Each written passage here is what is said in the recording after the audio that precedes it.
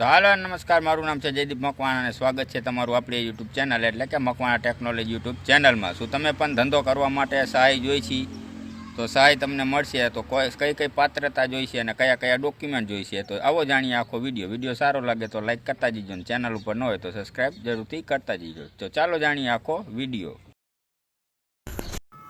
તો માનવ કલ્યાણ 2025-26 સિલાઈ મશીન યોજના અને વગેરે વગેરે યોજનામાં જો તમારે લાભ લેવો હોય તો આ રીતે કરવાનું રહેશે. માનવ કલ્યાણ યોજના 2025 જરૂરી ડોક્યુમેન્ટ્સ.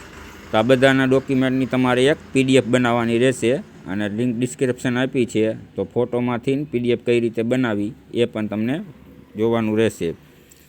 એ સોફ્ટવેરને ડાઉનલોડ કરી લેવાનો. તમારા જેટલા ડોક્યુમેન્ટ છે એ બધાને તમારે PDFમાં કન્વર્ટ કરી લેવાના અને પછી આ એક વેબસાઇટ છે, ડિસ્ક્રિપ્શનમાં લિંક આપી છે, એના ઉપર ક્લિક કરી અને આ વેબસાઇટ ઉપર આવી જવાનું રહેશે તમારે. તો સૌથી પહેલાં વેબસાઇટનું ડેસ્કટોપ આ રીતે દેખાશે તમને. તો અહીંયા કારણે સૌથી પહેલાં તમારે રજિસ્ટ્રેશન કરવાનું રહેશે. તો આને પહેલાં ડેસ્કટોપ ઉપર સાઇટ ઉપર કરી લેવાનું આ રીતે. જેવું ડેસ્કટોપ સાઇટ ઉપર થઈ જાય એટલે આપણી આ વેબસાઇટ છે જે તે આખી ઓપન થઈ જશે આ રીતે. હવે અહીંયા કારણે જુઓ તમે નીચે અહીંયા કારણે રજિસ્ટ્રેશન ક્લિક હેર લખેલું છે એની ઉપર તમારે ક્લિક કરવાનું રહેશે. જેવું તમે એની ઉપર ક્લિક કરશો એટલે આ રીતે આખું ફોર્મ એક ઓપન થઈ જશે. તો અહીંયા તમારે તમારું પૂરું નામ અંગ્રેજીમાં લખવાનું. પૂરું નામ જે તમારા આધાર કાર્ડમાં હોય એ તમારું નામ અહીંયા અંગ્રેજીમાં પૂરું લખવાનું. પછી તમારે તમારો આધાર નંબર નાખવાનો, પછી જન્મ તારીખ નાખવાની અને અહીંયા નીચે મોબાઈલ નંબર અને અહીંયા તમારું ઈમેલ અને પાસવર્ડ તમારે જે રાખવો હોય તે સ્ટ્રોંગ પાસવર્ડ બનાવી અને કન્ફર્મ પાસવર્ડ કરી. પાસવર્ડ એવો બનાવજો જે સ્ટ્રોંગ આવે, જેમાં નામ, અક્ષર અને સ્મોલ જેવી કે વગેરે વગેરે જો આ દેખાડ્યું એ રીતે તમારે પાસવર્ડ બનાવવાનો રહેશે. અને પછી અહીંયા જે કેપ્ચર દેખાય એ કેપ્ચર અહીંયા ફિલ કરી દેવાનું. પછી અહીંયા નોંધણી કરો એની ઉપર ક્લિક કરી દેવાનું. જેવું તમે એની ઉપર ક્લિક કરશો એટલે અહીંયા કારણે પુષ્ટિ કરવાનું કહેશે. તો તમારે પુષ્ટિ ઉપર ક્લિક કરશો એટલે તમને આવો રજિસ્ટ્રેશન નંબર એક UID નંબર મળી જશે.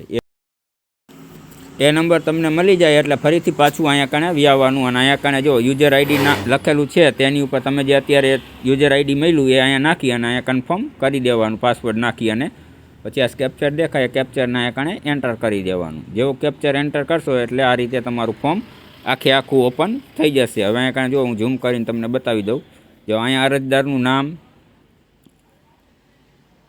આ રીતે અહીંયા અરજદારનું નામ નાખી દેવાનું. અહીંયા અરજદારના પિતાનું નામ નાખી દેવાનું. એ પણ અંગ્રેજીમાં જેમ લખેલું છે એ જ રીતે તમારે નાખવાનું. ગુજરાતીમાં હોય તો ગુજરાતીમાં.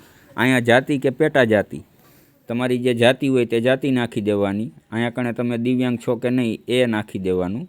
તમારો મોબાઈલ નંબર નાખી દેવાનો, આધાર નંબર, અરજદારનો ફોટો. તો અરજદારનો ફોટો અહીંયાથી આપણે સિલેક્ટ કરી લેવાનો. જે અરજદાર છે એનો ફોટો અહીંયા સિલેક્ટ કરી લેવાનો.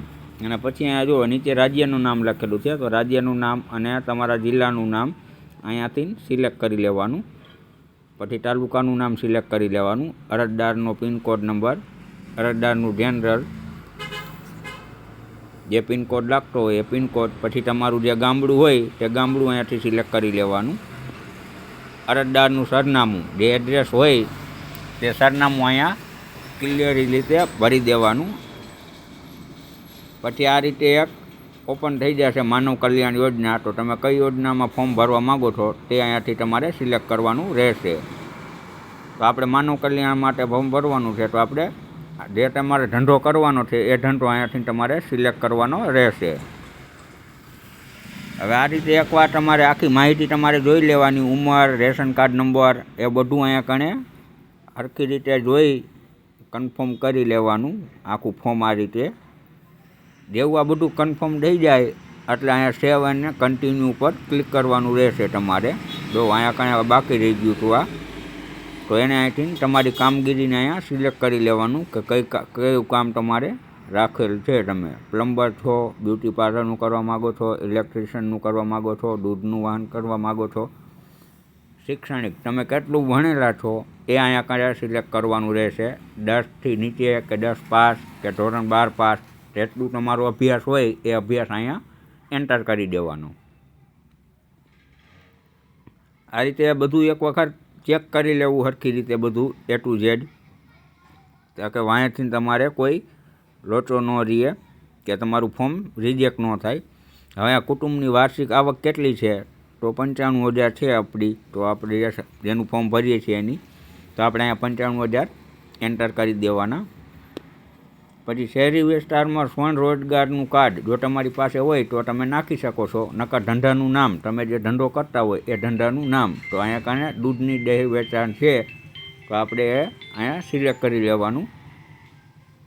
હવે જો મેં તમને પહેલાં કીધું હતું ને કે ઈ શ્રમ કાર્ડ આગળ વિડીયો બનાવેલો છે, આપણે ડિસ્ક્રિપ્શનમાં લિંક આપેલી છે, ન જોયું હોય તો જોઈ લેજો. અને ઈ શ્રમ કાર્ડ કેવી રીતે બનાવવું એ તમારે બનાવવાનું રહેશે. પછી ફેમિલીનું આઈડી કાર્ડ, અરજદારનો રેશન કાર્ડ નંબર, તો આ છે અરજદારનો રેશન કાર્ડ નંબર. તો અહીંથી આપણે જોઈ અને ત્યાં કણે એન્ટર કરી દેવાનો રહેશે. હવે ફેમિલી આઈડી હોય તો ચાલશે, જ્યાં ચોકડીયું મારેલી છે રેડ કલરના સ્ટાર એ તમારે ફરજિયાતપણે ભરવાનું રહેશે, બાકી નહીં ભરો તો ચાલશે. હવે આ રીતે બધું એ ટુ ઝેડ જિલ્લો બિલ્લો તાલુકો એ બધું તમારે તમારી રીતે સિલેક્ટ કરી લેવાનું રહેશે. હવે એક ફેર બધું કન્ફર્મ કરી લ્યો, જો થઈ જાય પછી સેવ એન્ડ નેક્સ્ટ ઉપર અહીંથી ક્લિક કરી દેજો.